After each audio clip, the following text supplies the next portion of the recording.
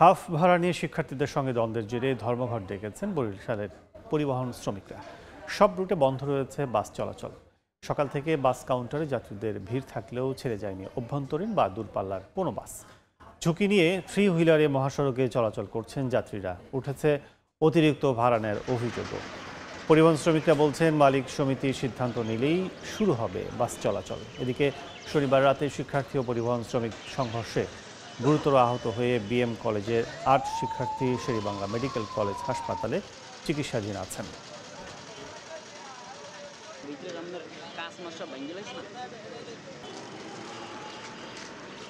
এখন তো পরিবহন পাচ্ছি না, বাংলা যাবো কি জন্য কি যাবো, চেষ্টা আছে, কোনো গাড়ি তো নেই।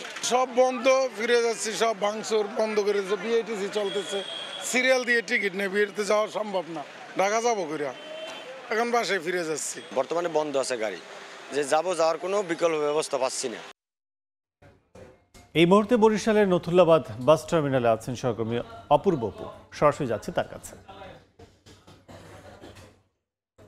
নথুল্লাবাদ বাস টার্মিনাল এলাকা থেকে, এই টার্মিনাল থেকে কোনো অভ্যন্তরীণ এবং দূরপাল্লার বাস চলাচল করছে না, ফলে দূরপাল্লা এবং অভ্যন্তরীণগামী যাত্রীরা দুর্ভোগে পড়েছেন।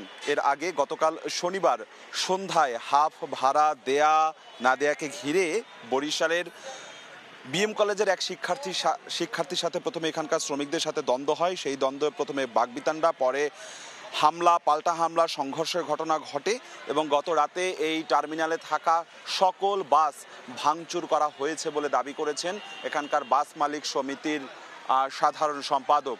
অন্যদিকে শিক্ষার্থীরা তারা দাবি করেছেন তাদের শিক্ষার্থীদের উপর হামলা চালিয়ে শ্রমিকরা তাদের অন্তত ৩০ জন শিক্ষার্থীকে গুরুতর আহত করা হয়েছে। এই মুহূর্তে বরিশাল শেরেবাংলা মেডিকেলে ৮ শিক্ষার্থী, বিএম কলেজের ৮ শিক্ষার্থী চিকিৎসা নিচ্ছেন। কিছুক্ষণ আগেই বরিশাল নথুল্লাবাদ বাস টার্মিনালের বাস মালিক সমিতির সাধারণ সম্পাদক মনোয়ার হোসেন তিনি গণমাধ্যম কর্মীদের কাছে দাবি করেছেন প্রায় ৩ কোটি টাকার ক্ষয়ক্ষতি হয়েছে, তাদের প্রায় ২০০ বাস ভাঙচুর করা হয়েছে এবং টার্মিনালে থাকা সকল কাউন্টার লুটপাট করার তারা অভিযোগ এনেছে। মনোয়ার হোসেন বাস মালিক সমিতির সাধারণ সম্পাদক।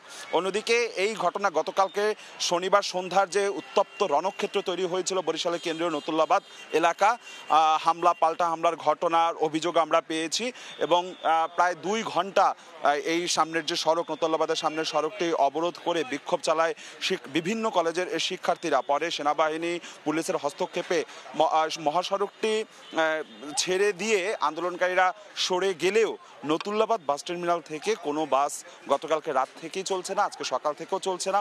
আমরা বহু যাত্রীদেরকে এখানে আসতে দেখছি অভ্যন্তরীণ এবং দূরপাল্লার, তারা বিকল্প পথে যাবার চেষ্টা চালাচ্ছে। ছবি যেটি দেখছেন এটি আসলে গতকালকে যে ভাঙচুরের ঘটনা ঘটেছে সেই ছবি দেখতে পাচ্ছেন যে বাসগুলো কিভাবে ভাঙাচোরা অবস্থায় এখানে রয়েছে। যেটি বলছিলাম যে নথুল্লাবাদ থেকে কোনো যাত্রী যেতে না পারায়, এই দূরপাল্লার কিংবা অভ্যন্তরীণ বাসে যেতে না পারায় তারা বিকল্পভাবে এখন মাহেন্দ্রাতে বা অটো সিএনজিতে যাবার চেষ্টা করছে। অন্যদিকে কুয়াকাটা বরগুনা থেকে বাস আসছে, ঢাকামুখী হচ্ছে, সেই সমস্ত বাসেও বিকল্পভাবে যাচ্ছে। আমরা এই ভিতরে হচ্ছে টার্মিনালের জায়গাটি, এটি হচ্ছে নথুল্লাবাদের টার্মিনাল এলাকা। এই টার্মিনালের ভিতরেও যতগুলো কাউন্টার রয়েছে প্রত্যেকটা কাউন্টারই আসলে ভাঙা রয়েছে। এখন পর্যন্ত থমথমে অবস্থা। সকাল এখন 10টা বাজে, 11টার সময় বিএম কলেজের শিক্ষার্থীরা সেখানে আন্দোলনের কর্মসূচি তারা ঘোষণা করা রয়েছে। তো আপাতত আমার কাছে নথুল্লাবাদ থেকে সকাল 10টা পর্যন্ত এতটুকুই খবর ছিল।